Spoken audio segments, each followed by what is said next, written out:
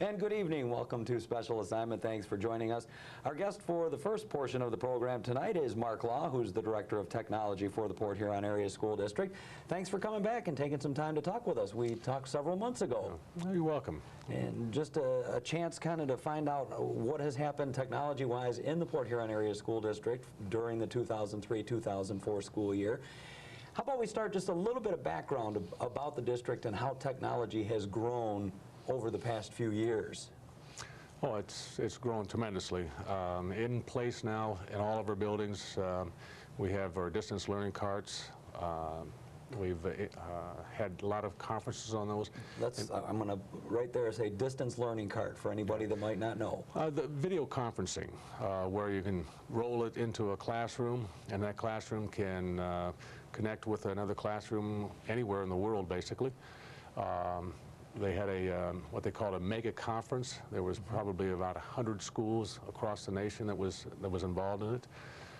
Port Huron was involved in it, or else about 4 elementaries, and the other conference involving the secondary, the high schools, and we have in that conference are going to receive 4 new video conferencing equipment that we had won by participating in that as well. So we're looking to get forward to getting those and putting those in place as well. How tough was it to set something like that up compared to, say, 5 years ago if you wanted to talk to a school in another part of the country? Well, the technology was there. We just didn't have it in place as of yet. We have been doing video conferencing now in the high schools for several years. I think for at least 5 years now. What has changed now is all of the buildings can also video conference. So they literally could, within their own district, Garfield may have a speaker that Indian Woods also, a teacher there may want to get their class involved, a couple other buildings as well. And so rather than having that speaker, set up 4 different dates and so on, they could use the video conferencing cart and actually participate in one session. I don't want to spend the whole time. That sounds like a whole interesting topic right there, because I think we did a board meeting video, one of those, a conference with Lansing back at the beginning of the year. What else is in the classrooms now in the district that is relatively new, people may not know about? Well, that's really the newest things that have come in. As you know, the finances have curtailed a lot of the plans that we've had, but we've been making the proper steps to set us up for some innovative ways of delivering videos to the classrooms. We're looking at a digital system where we'd be no longer using people to move tapes from one building to the next building to show them in the classroom, and making them more accessible to the teachers, so that you could have several teachers have the ability to see the same video in one day instead of 1 week on that. And everything is in place in that aspect. The infrastructure of the district is extremely strong right now. We did upgrade the wide area network, in other words, the networking in between the buildings and the ISD. We upgraded that tremendously. We were at about 155 megabyte transfer, and now we're at the full bandwidth of a gig, what they call a gig, which is a lot. Okay. And that's my best description. All right. And it makes the internet connectivity a lot better, a lot faster. We're able to video conferencing. We have some buildings that are streaming video from the internet, as well as kind of a pilot on that whole concept of bringing the video in by digital. It doesn't even seem that long ago that just having a computer in every classroom was a goal, and now you're talking gigs and all kind of things, and it's really come a long way fast. Oh yeah, when we first made the commitment, the district made the commitment, we had basically committed to a standard one computer in each classroom, a lab in each building. The elementaries came along a little bit later. There was basically 15, figured we'd have 15 computers in those labs. And it was roughly somewhere around 1,300 computers that we were planning on. And currently we're around 2,500 computers in the district. Every building has at least one lab with 30 computers or more. The high schools have several labs, like Port Huron High has four labs in there for the students' use, as well as Northern has a couple, 3 labs up there. So it has grown, and an awful lot of classrooms will have 2, 3, 4 computers right in the classroom as well, which assists obviously for the availability of the students to get on the internet to search for projects or what have you. What kind of staff does it take to keep that operating with 2,500 computers? If one goes down in the office next to yours, say, another one happens to go out at Northern, another one goes down in the lab at Cleveland, and one goes out at Kimball, all of a sudden you're spread out all around the district. How do the repairs get done? Well, I'll say we have a very good staff in that area. They work very hard, dedicated. We set a goal when I got into this position 3 years ago, and that goal was to provide the computers to the teachers that were reliable, and we try to get a quick turnaround on the repair. We're not 100% there yet, but we've made a lot of steps to move in that direction.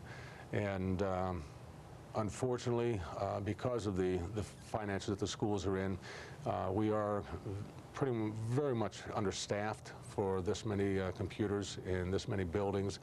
You know, just time alone, just to drive from Lakeport, over to Kimball, you're consuming a lot of time just to take care of that. And so it's difficult. I have 2 technicians and one network administrator to handle all those computers. And we could utilize and probably work as many as 4 or 5. And the reason we can keep alive is, like I say, the dedication and planning ahead that the crew has done. And I know it's something when mine goes on the fritz, and usually it's operator error, but still you want somebody to be there right away, not half an hour because they have to drive from Lakeport to Kimball. You're looking for that immediate fix. That's got to make it a little more difficult to try to prioritize where the technicians are going to focus. Yeah, well, the priority is we have to keep number one, keep the building up and running.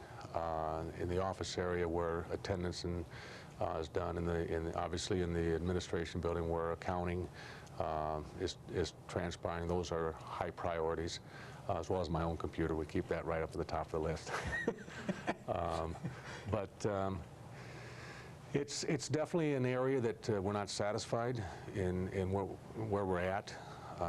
We are taking the steps to try to increase the turnaround on those orders, but the staff has been, as in all, has been very patient and understanding, which means a lot. Plus, with what we put into place, the staff is no longer restricted to like a single computer. They can literally go into any computer in the district and access their files, no matter where they're at, whether it be in Lakeport or Kimball or right across the hall. If their particular computer would go on the blink, they're not out of business. They can now go into any computer and log in under their username. You talked about the budget situation and the lack of funds coming from the state. How frustrating is that in terms of wanting to upgrade the technology that's already in place and wanting to, pardon the pun, take it to the next step? Mm-hmm.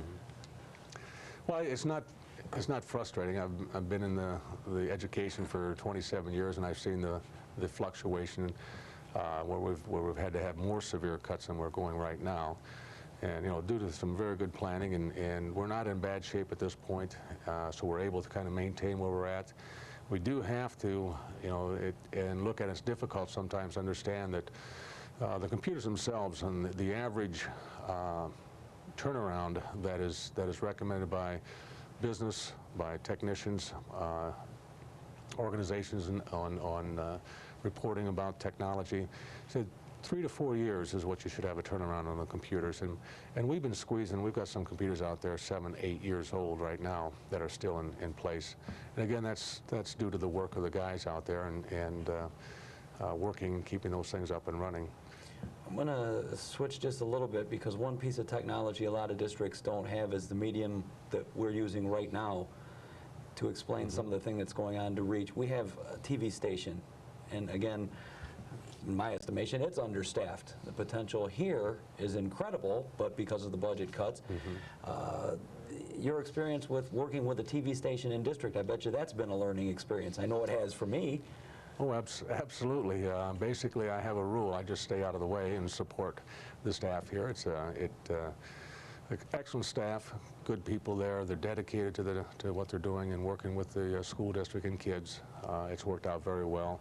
I think it's safe to say that district-wide in all areas, we're not staffed like we'd like to be. But definitely the crew here at Channel 6 has done a super job. In the last 2-3 years, the productions have doubled from 100 or so to over 200 productions per year, and basically with the same staff on that. So, like I say, it's tough for them, but they need to get the kudos, so to speak, because they're doing a great job. Well, I can attest to that completely, and I know that also was a very politically correct answer, because I've ended up with things saying Yule Brenner Hair Club President for Men on the screen below me. I've ended up with chicken hats on TV, so it's probably a good answer that you gave anyways, just to doubly pat them on the back. You are taking the early incentive. You are one of the administrators that is going to be leaving the district early. Yes. If you were to have a chance really to sit down and talk to whoever might be your successor, your ideas on priorities that they would need to focus on for the district, the challenges that you see coming in the immediate future for them. Well, I think that the challenge, in my personal opinion, is still the same. The goal, and that is to make sure you provide a reliable, dependable computer technology for the staff, that when they get up in the morning and they go to school, they know it's going to be working. And ultimately, if it isn't working, they're going to get a quick turnaround. So there's still room there for the improvement as far as getting the turnaround on repairs. When we get two guys putting out, they start rolling out 280 computers, brand new computers, putting those in place and stuff, all the actual work orders kind of get put on hold, and so those build up. And so we might have had a period where there was 2, 3, 4 weeks that teachers' computers needed attention, but we didn't have the staff to get there because we're rolling out the new computers. We're looking at some different strategies to try to assist in that, possibly getting the computers in during the summer so the guys have the time to put them in there so they can just address all the needs when the staff come back. Well, it's not just a matter of getting to school, because I know the website now is used to alert people if there are changes in status of a school building or district-wide, as well as Channel 6 with the messages coming on the screen. It's all tied together. It's really one big network if you look at it that way. Yep. We try to keep focused on supplying information to the staff and the community in the different avenues that we have. And we have the voicemails at the ad building. If there is a snow day or something, we immediately put that on there, so when somebody can come in, they can call the administration building and find out if the buildings are open or not. They can turn on Channel 6 or they can go to the website. So it gives them plus the radio that we announce there. So it gives them a lot of different avenues to find out information of what's happening. Well, I don't imagine you'll be sitting around playing solitaire on your computer at home once you take advantage of the end of June early incentive. I wish you the best of luck, whatever it is you decide to pursue. Is it anything in your plans? Is it travel? Is it just recreation? Do you look to stay in education? No, actually, I'm looking to stay in education. I'm not retiring. I'm looking to get back into the high school. I enjoy working with the students directly. This job has been fun, it's been challenging, but it's not really what I truly enjoy and have fun at in the mornings. So I've kind of made a personal decision that now's the time to get back into the high school. And there's not immediate openings here that we have in the high school. I've got an administration that's in place, and it's a solid administration there. So rather than waiting for 4 or 5 years to see what happens, I decided it was time now to go look and get back into high school. Well, good luck with that, and best of luck. And I'm glad I'm not one of the kids. If I decide to do something wrong and you happen to be the administrator at that building, I wouldn't want to have to stare you down and explain why I did what I did. But good luck. Thanks for all your help, and appreciate you coming in to give us an update on technology again here for the entire district. Sure, you're welcome. Mark Law, our guest for this segment, the Director of Technology for the Port Huron Area School District. We'll take a quick break, continue with our program in just a moment. And thank you for staying with us here on CPHS 6 for the second half of Special Assignment this evening. Our guest for this segment of the program is Dave Eppley, who is the principal at Holland Woods Middle School. Thanks for taking time to come in and talk with us. Thanks for inviting me. What I try to do is just give everybody in the district a little bit of background about your history with the district. A lot of people at Holland Woods obviously will know you from your time there and some other schools. But there are people in the district that may not have run into you or had a chance to work with you. Back up and take us from the beginning of your experience with the Port Huron Area School District. Okay, well, actually, it started in 1968 when I worked maintenance during the summers here. In 1970, I received my degree at Western Michigan in teaching, and I couldn't get a job right away, so I was a custodian at Port Huron High School starting the 1970 school year. A job became available at Port Huron High. And I got it. And Not a custodian job, I take it now. No, it was a teaching position in social studies, and I was at Port Huron High for 24 years after that. My position was cut. It was a curriculum director position at that time. During those 24 years, I was a teacher in social studies, a counselor, and then I became a curriculum director. Then my position as curriculum director was cut, and I spent 1 year as assistant principal at Central Middle School. Then the position was reestablished at Port Huron High, so I went back there and became assistant principal at Port Huron High for another 4 years, and then my last 6 years have been at Holland Woods as principal of Holland Woods. So you're kind of seeing the cycle, because we're going through it again in the district, where the early incentive package is preventing some layoffs or positions being cut. But it's kind of a cyclical thing, I guess, is what you're saying. You're right. I've seen it. I've seen good economic times, and I've seen poor economic times, and I've seen it 2 or 3 times during my career. I used to joke that I would plaster a wall with my layoff slips that we would receive every year. It's much better than it has been now, but again, we're going through that down cycle again. How scary is that when you're getting those layoff slips, just in case somebody that might be watching that is facing that right now with about 13 layoffs scheduled for the district? All right, it does, it does affect your security, your feeling of security. Back then, when I was young and single, I could leave, I could go someplace else. But I liked Port Huron, and Port Huron was my home, and luckily I was rehired every year, but it has to be tough for these students, and I think the district has to be commended for offering the buyout that they did this year, because it has saved an awful lot of jobs of good teachers, and although they may not be at Holland Woods, some of them, they're across the district and safe. Touch on that real quickly, because you are taking the early incentive package, and part of my motive for getting you in here was to get a chance to talk to you before you did head off to a golf course or whatever your future may hold, and I'll ask briefly about that. I'm not trying to pin you down on that. Do you have future plans for when you take the package after June 30th? Yeah, quite honestly, I wasn't planning on retiring this year. The plan was, I have a daughter that's going to be a senior in college next year, and my son just is graduating this year from Port Huron High School.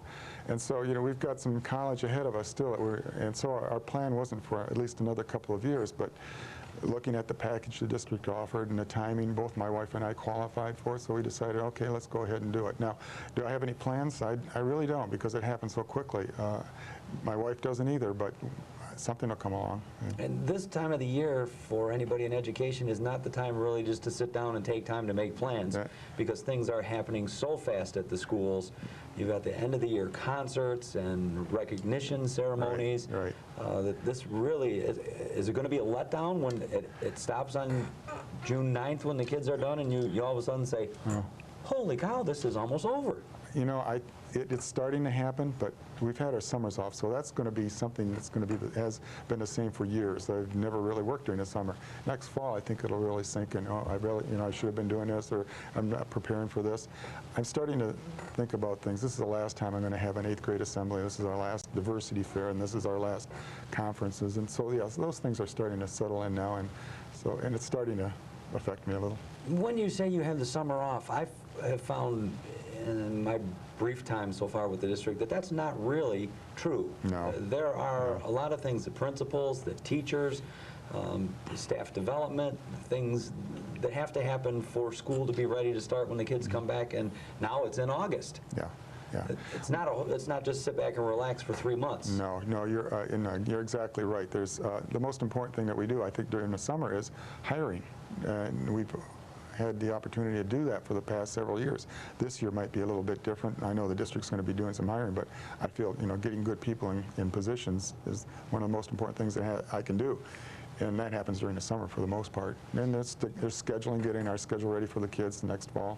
How much does it change year to year in terms of schedule? It's not a whole lot. A lot next year, though. Different names, I assume, to plug in. And the 6 years that I've been at Holland Woods, it's been fortunate enough to have the same master schedule, not master schedule, but same type of schedule. We've had teaming in place for those years, and the schedule basically is the same, only different names punched in. Next year's going to be a lot different because the whole setup of middle school is going to be different. 6th grade is going to be more self-contained, and 7th and 8th grade won't have the teaming, and there won't be any teaming in 6th grade either, per se. So it's going to be a big change, and so there's going to be a lot of transition that's going on now from right now until next fall. So we didn't contradict ourselves, because we talked about layoffs, and you mentioned that the district is going to be hiring because of things like education, yes, No Child Left Behind, federal mandates and so on. There will be hiring going on, and that's because requirements are so much more strict now for who can hold a job, that there may be positions open in the district, but somebody who's being laid off does not necessarily meet the criteria, the qualifications for that job. So that I thought maybe it would be a little bit important to explain why we're saying on one hand there's going to be layoffs, and on the other hand that the district is hiring. Yeah, we just went through our staffing process probably 3 weeks ago, and 13 teachers were displaced and on layoff list.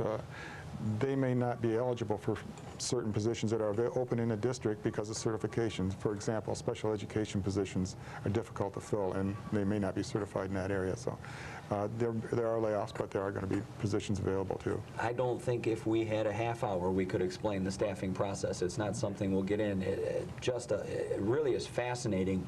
When you sit down and watch, it's like a draft for a sporting event, because it's almost like there are trades going on and selections being made, and people have to fit in criteria.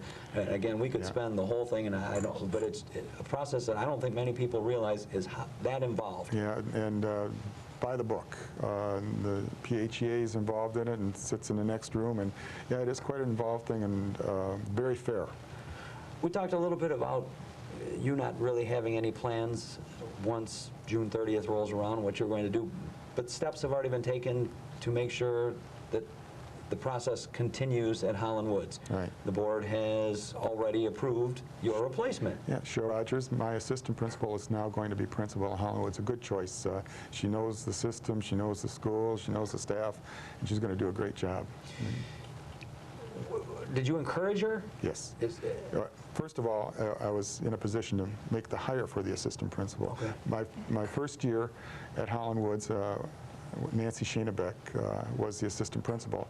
She went on and became principal at Landmark Academy, and so we hired 5 years ago Cheryl, and Cheryl impressed me the first day I was there. She was our school improvement chair, and I walked in and I didn't know anybody in there, and but I saw Cheryl, and she was running around busy doing things and organized and getting things done. And I said, who is that person? Because I knew they had the qualities that you would look for in a person getting things done. And she interviewed for the position as well as others did, and got it. And she's been doing a fine job as assistant principal.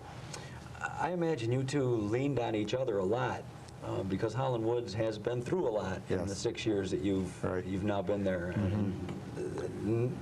Beyond your control almost, but things happen. Yeah. And you really had to become a team fast. It's very fortunate that we get along so well, and that we have so many similar ideas, and that we can exchange things so freely. Often we'll go behind closed doors and, okay, let's come to a decision here. Cheryl's real good about that. She's got a real good mind and a lot of good ideas, and so it's been really beneficial for us, and to be able to work together.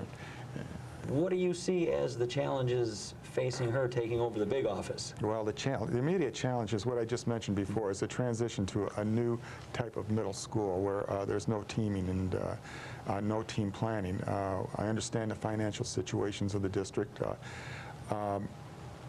getting students and teachers to make big mind shifts as to how to handle the school without the teaming aspect, and it's going to create a different discipline policy. It's going to affect the schedule, the way the classes that students are going to take. It's going to affect the number of teachers that students are going to have. Parents are going to look at this. They understand the financial situation, but I don't know if they understand what the school is actually going to look like, the makeup. And so, there's all of those things. We're going to go through that. Communication is going to be vital, passing on. And this is why we're doing this, and this is why these things are happening. And then on top of that, you throw into the mix that the kids are going through quite a transition while they're in 6th, 7th, and 8th grade. Our most important thing is the transition, and we always try to make our 5th graders to 6th graders real welcome, and they're going to be going into a program that's similar to what they're in 5th grade. I'm not so concerned about that, but there's going to be a change for our 7th and 8th graders. Now, 8th graders are pretty much ready. We're getting them ready for high school, and they've grown quite a bit over the year, and you can see that physically and academically. You can see a change. 7th grade, though, is a transition year, and we're going to have to watch them very carefully and make sure that we can provide the same things that we do now for them in support, but in a different way. Would you stay in middle school? I know, kind of a tough question here, but look into your crystal ball. If you weren't taking the early incentive, would you like to try high school? Would you like to try elementary school? Would you stay in middle school? Have you really found that to be a niche you enjoy? Let me tell you, I feel that I've been really fortunate to work at the 3 schools that I have worked at. Central was only for a year, but I was assistant under Tim Haynes and learned an awful lot about how to deal with people and students. I've spent 27 years at Port Huron High School, and I loved it. It was a great school. I loved the bigness. I loved the importance, because graduation is important, credits are important, the athletics are important.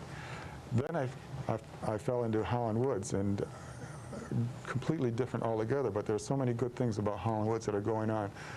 It's a lot smaller. It's the smallest middle school that we have, which I think works to our benefit because we get to know the kids better. That's an advantage, not that they don't do that at the other middle schools, but it's easier, I think, when it's a smaller school. Smaller staff, the teaming aspect, we got to know the students real well. And Holland Woods staff is a caring staff, and they're together, and it's a real team out there. And so I've been real fortunate. So I've experienced 2 very good experiences, and so I feel I've been very fortunate. With the climate of the world just the way it is today, with the climate of the state economy the way it is, and the budget cuts, if you had a bit of advice you could give to parents of students at or coming into Holland Woods, what would it be? That would be a part of your child's education. Be very tight with the teachers. Teachers encourage parent communication, parent contact. Sometimes that doesn't happen, and that's really the most vital thing, to support each other. Education's too hard for just the school or the parents to handle it. We have to do it together, and that would be the most important thing. Well, I hope they take your advice to heart, and it becomes, again, a big part of families' lives, Right. Involvement with their kids in their schools. Right. I wish you the best of luck, at least on the golf course for the summer, because I know you'll spend some time doing that. I'm going to work on the handicap. And maybe we'll see you on TV in a different location on the tour or something. Maybe so. I understand you had a hole-in-one. I got to sneak that in. I've never even seen one, but you had one. Oh, I had one, yeah. It was pretty exciting. I can still picture it in my mind. It was the 13th hole of the Black River last year, and it was a pretty thing. You'll have to give me a call back when the next one happens. I'll do that. I appreciate the time again, and good luck. Okay, thanks, Ed. Thanks for having me. Dave Eppley, the principal at Holland Woods Middle School, our guest for the second half of Special Assignment tonight. Thanks to you for joining us. Tune in again. We'll have more guests that help keep the Port Huron Area School District rolling right here on Special Assignment on CPHS 6.